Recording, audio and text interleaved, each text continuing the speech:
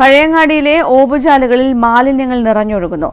പ്രദേശം പകർച്ചവ്യാധി ഭീഷണിയിലാണ്. മാലിന്യങ്ങൾ കണ്ടൽക്കാടുകൾക്കിടയിലും പുഴയിലേക്കും കൃഷിഭൂമിയിലേക്കും ഒഴുക്കിവിടുകയാണ്. പഴയങ്ങാടി ബസ് സ്റ്റാൻഡ് പരിസരത്തും ചെങ്ങൽ റോഡിലും മൂക്കുപൊത്തി മാത്രമേ സഞ്ചരിക്കാൻ സാധിക്കൂ. പെട്രോൾ പമ്പിന് സമീപത്തെ ഓട്ടോ സ്റ്റാൻഡിന് സമീപത്ത് ഓട്ടോ തൊഴിലാളികൾ ഉൾപ്പെടെ ഏറെ ദുരിതമാണ് പേറുന്നത്. പഴയങ്ങാടിയിലെ ചില ഹോട്ടലുകളിലെയും വ്യാപാര സ്ഥാപനങ്ങളിലെയും മലിനജലം ഒഴുക്കിവിടുന്നത് KSTP റോഡിലെ ഈ ഓവുചാലിലേക്കാണ്. ചില സ്ഥലങ്ങളിൽ നിന്ന് ശുചിമുറിയിലെ മാലിന്യങ്ങളും ഒഴുക്കിവിടുന്നുണ്ട്.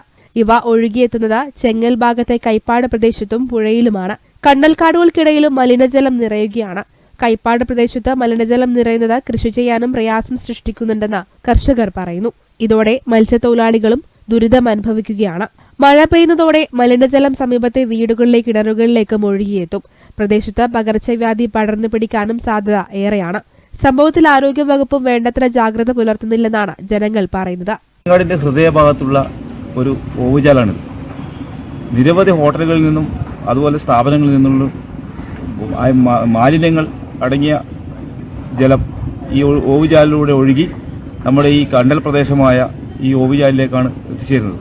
നിരവധി കാർഷിക മേഖലകളുള്ള ഈ പ്രദേശത്ത് കർഷകർക്കും അതുപോലെ മത്സ്യ മേഖലയിലും ഒരുപാട് നാശനഷ്ടം സംഭവിക്കാൻ പോകുന്ന ഒരു അവസ്ഥയിലാണ് ഇപ്പോൾ ഈ ഓവുചാലിന്റെ അവസ്ഥയുള്ളത്.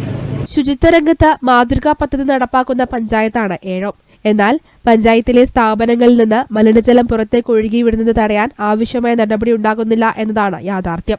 ഇത്തരം സ്ഥാപനങ്ങൾക്കെതിരെ നിയമ നടപടി വേണമെന്നാണ് നാട്ടുകാർ ആവശ്യപ്പെടുന്നത്. News bureau, Pazhayangadi.